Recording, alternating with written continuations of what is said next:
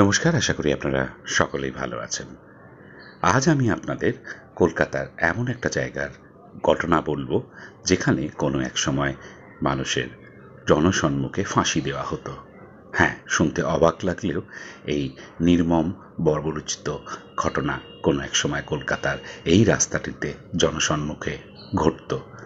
আমি আপনাদের এই ভিডিওর মাধ্যমে সেটা বিস্তারিত জানাবো, কিন্তু তার আগে আপনাদেরকে অনুরোধ করব, আপনারা এই ভিডিওটা একটু ধৈর্য ধরে পুরোটা দেখুন। ভালো লাগলে অবশ্যই শেয়ার করুন এবং আপনাদের মতামত জানান কমেন্ট বক্সে।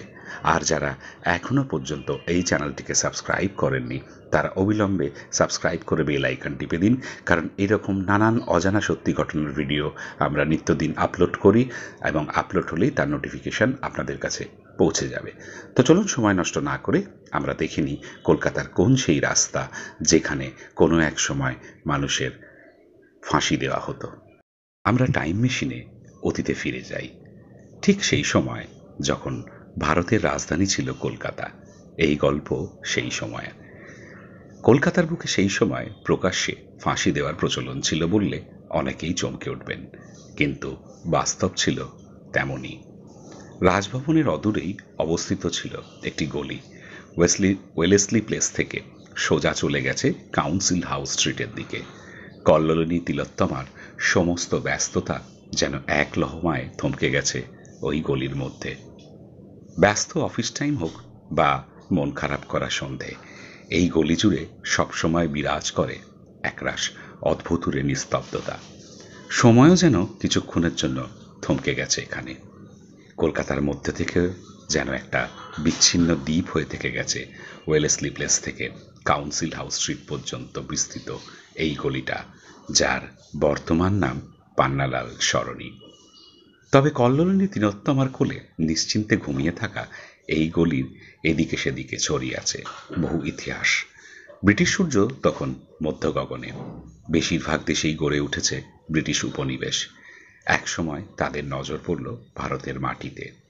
সাবর্ণ চৌধুরীদের থেকে একসময় ইস্ট ইন্ডিয়া কোম্পানি মাত্র ১৩০০ টাকার বিনিময়ে কিনে নেয় সুতানুটি, গোবিন্দপুর এবং কলকাতা নামের ৩টি গ্রাম। কোম্পানির লক্ষ্য ছিল ব্যবসা বাণিজ্যের বিপুল বিস্তার। ফলে ব্রিটিশদের হাতে পড়ে কিছুদিনের মধ্যেই ভোল বদলাতে শুরু করল কলকাতা। অন্যদিকে কোম্পানির ঊর্ধ্বতন কর্তৃপক্ষ বুঝতে পারল হুগলি নদীর তীরে ব্যবসা বাণিজ্যের মূল প্রতিবন্ধকতা লুটতরাজ এবং জলদস্যুর প্রকোপ। ফলে কিছুদিনের মধ্যেই ইস্ট ইন্ডিয়া কোম্পানি আনল কড়া আইন। তবে সেই আইন শুধু দুষ্কৃতীদের ক্ষেত্রেই ব্যবহৃত হতো এমন নয়, বহু সাধারণ মানুষের প্রাণ যেত এই সর্বনাশা আইনের জাঁতাকলে। এমনকি অনেক ক্ষেত্রে সাধারণ অপরাধেও ধার্য হতো মৃত্যুদণ্ড। ব্রিটিশ শাসন ভারতের বুকে প্রতিষ্ঠা হওয়ার সঙ্গে সঙ্গে দেশীয় জমিদারদের প্রভাব প্রতিপত্তি প্রভূত পরিমাণে বৃদ্ধি পেতে থাকে। সুপ্রিম কোর্ট প্রতিষ্ঠা হওয়ার আগে পর্যন্ত এই জমিদারদের মাধ্যমেই অনেক ক্ষেত্রে ঠিক করা হতো শাস্তির নিদান। আর ঠিক এই ক্ষেত্রেই কলকাতার বর্তমান পান্নালাল সরণি উঠে আসে ইতিহাসের পাতায়। এই পান্নালাল সরণির আগে পরিচিতি ছিল ফ্যান্সি লেন নামে। তবে ফ্যান্সি মানে শৌখিন্যতা ভাববেন না। ফাঁসি দেওয়া থেকেই কলকাতার এই রাস্তার নাম হয়ে ওঠে ফ্যান্সি লেন। এর উল্লেখ আমরা পেয়েছি ফেলুদার গল্পতেও। আসলে ব্রিটিশরা ফাঁসিকে ফ্যান্সি বলেই উচ্চারণ করত, আর সেই থেকেই এই রাস্তার নাম হয়েছিল ফ্যান্সি লেন। ১৮০০ খ্রিস্টাব্দে ব্রজমোহন নামক একজনের প্রথম ফাঁসি হয় এই ফ্যান্সি লেনে। কিন্তু তার অপরাধ কি ছিল? সে নাকি অভিযুক্ত ছিল ঘড়ি চুরির অপরাধে। সেই সময় যে ঘড়ির দাম নির্ধারণ করা হয় মাত্র ২৫ টাকা, অর্থাৎ ২৫ টাকার মূল্য ব্রজমোহনকে চোকাতে হয়েছিল তার প্রাণ দিয়ে। ফাঁসির মঞ্চ হিসাবে ব্যবহার করা হয় ফ্যান্সি লেনের মধ্যে থাকা বড় গাছকে। তবে সেই সময় যে শুধুমাত্র ফাঁসি কাঠে ঝুলিয়ে মৃত্যুদণ্ড কার্যকর করা হতো তা নয়, তোপ দেগেও হত্যা করা হতো মৃত্যুদণ্ডপ্রাপ্ত অপরাধীদের। যে শাস্তির নিদান দিতে গুরুত্বপূর্ণ ভূমিকা গ্রহণ করতেন দেশীয় জমিদাররা। রীতিমতন সালিশি সভা বসিয়ে শায়েস্তা করার ব্যবস্থা করা হতো অপরাধীদের। এখানেই শেষ নয়, ফ্যান্সি স্ট্রিটে ফাঁসি দিয়ে বেশ কিছুদিন ঝুলিয়ে রাখা হতো সেই মৃতদেহ। শাস্তির বহর দেখে অন্য কেউ যাতে সেই অপরাধ করতে সাহস না পায় তারই আর কি ব্যবস্থা। পরবর্তীকালে কোম্পানির লোকেরা ফাঁসির আগে থেকেই প্রচার করত ফাঁসির দিনক্ষণ। ফলে ফাঁসির দিন জনতার ঢল নামত কল্লোলিনী তিলোত্তমার ওই রাস্তায়। এরও পরে ওল্ড কাউন্সিল হাউস স্ট্রিটে আলাদাভাবে তৈরি হয় ফাঁসির মঞ্চ এবং এরপরই ফাঁসি দেওয়ার পরিমাণ যথেষ্ট বৃদ্ধি পায়। শহর কলকাতাও কোনো এক সময় সাক্ষী ছিল এমন মধ্যযুগীয় প্রথার, যেখানে প্রকাশ্য রাস্তায় মানুষকে ফাঁসি দেওয়ার মতন নারকীয় ঘটনা ছিল নিত্য নৈমিত্তিক ব্যাপার। তবে সাদা চামড়ার ইংরেজ অথবা তাদের চাটুকারদের জন্য এই আইন কোনোদিনই বলবৎ হতো না। আইনের বারবারন্ত দেখা যেত শুধুমাত্র কালো চামড়ার নেটিভদের ক্ষেত্রে। ইংরেজরা ফাঁসি শব্দটি উচ্চারণ করতে পারত না, ফলে কিছুটা বিকৃত হয়ে রাজভবনের এই রাস্তার নাম হয়ে যায় ফ্যান্সি স্ট্রিট।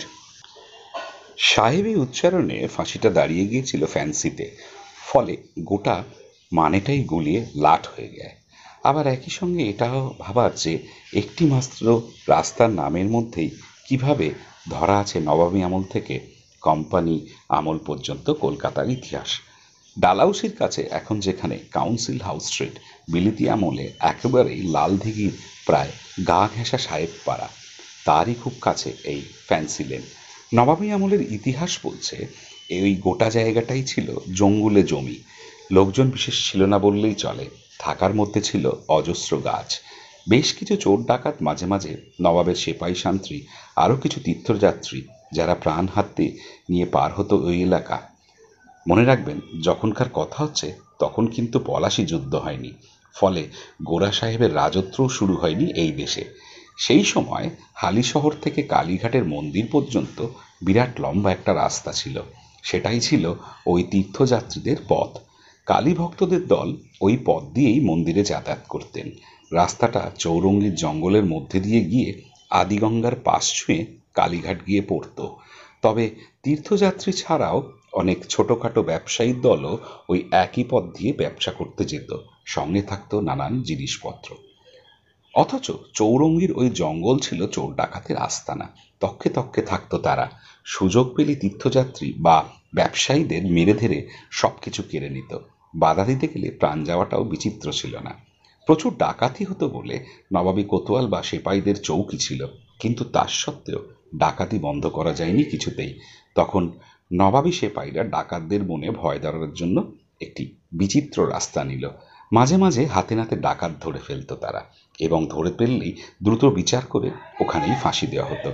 সরাসরি ওই রাস্তার উপরে গলায় দড়ি বেঁধে গাছে ঝুলিয়ে দেওয়া। ব্যাস, কেউ কেউ বলেছেন ওখানে নাকি একটা ফাঁসির মঞ্চও ছিল, যেখানে চোর ডাকাতদের ঝুলিয়ে দেওয়া হতো। একটা সময় জব চার্নক শুটানুটিতে পা রাখলেন, ইস্ট ইন্ডিয়া কোম্পানির কুঠিও তৈরি হলো। সেই সময় থেকে দূর দূরান্ত থেকে মানুষজন এই অঞ্চলে আসতে শুরু করে। উদ্দেশ্য মূলত ছিল দুটো, হয় ইংরেজদের সঙ্গে ব্যবসা ট্যাবসা করা, নয়তো তাদের কাছে কিছু চাকরি পাওয়ার আশা। চার্নক অবশ্য বেশি দিন বাঁচলেন না। তিনি মারা যাওয়ার পরই তার জামাই চার্লস আয়ার ইস্ট ইন্ডিয়া কোম্পানির হয়ে সাবর্ণ রায়চৌধুরীর কাছ থেকে সুতানুটি, গোবিন্দপুর, কলকাতা তিনটি জমিদারি স্বত্ব কিনে ফেলেন। এবার চৌরঙ্গী অঞ্চলে ডাকাতি বন্ধ করার দায়িত্ব পড়ল তার ওপর। কোম্পানিও চৌকি বসালো সেখানে। শোনা যায় কোম্পানির সিপাহীরা নাকি ডাকাতদের শায়েস্তা করতে একই পথ নিত, ধরো আর ফাঁসিতে লটকে দাও। সিরাজউদ্দৌলার কলকাতা আক্রমণের সময়ও নাকি এই ফ্যান্সি লেন ছিল। ওই রাস্তার কাছাকাছি সিরাজের কামান বসানো ছিল ইংরেজদের দুর্গ ফোর্ট উইলিয়াম ধ্বংস করার জন্য। আর্চারডিকন হাইড নামে সে যুগের এক বিশিষ্ট ইংরেজ ভদ্রলোকই প্রথম এই তথ্যটুকু দেন যে সম্ভবত ওই জায়গাতেই চোর ডাকাতদের ফাঁসিতে ঝোলানো হতো। তাই স্থানীয় লোকেরা ওই গলিকে বলতো ফাঁসির রাস্তা। পরে যখন ইংরেজরা রাস্তাঘাটের নাম দেয়, তারাও ওই ফাঁসিটাই রাখতে চেয়েছিল, শুধু আলাদা উচ্চারণের জন্য ফাঁসি হয়ে যায় ফ্যান্সি। শেষ করার আগে একটু কথা বলবো। 1757 পলাশীর যুদ্ধের পর থেকে কোম্পানির শাসন আরম্ভ হলে একইভাবে প্রকাশ্য রাস্তায় লটকে শাস্তি দেওয়া বন্ধ হয়ে যায়। ফাঁসি কিন্তু বন্ধ হয়নি, তবে তা হতো জেলের ঘোরাটোপের মধ্যে। আজ আপনাদের এই পর্যন্তই সংক্ষিপ্তভাবে জানানোর চেষ্টা করলাম। আশা করি আপনাদের কেমন লাগলো তা কমেন্ট বক্সে জানাবেন। আপনাদের সবাইকে ধন্যবাদ আমাদের সাথে থাকার জন্য। সবাই ভালো থাকবেন।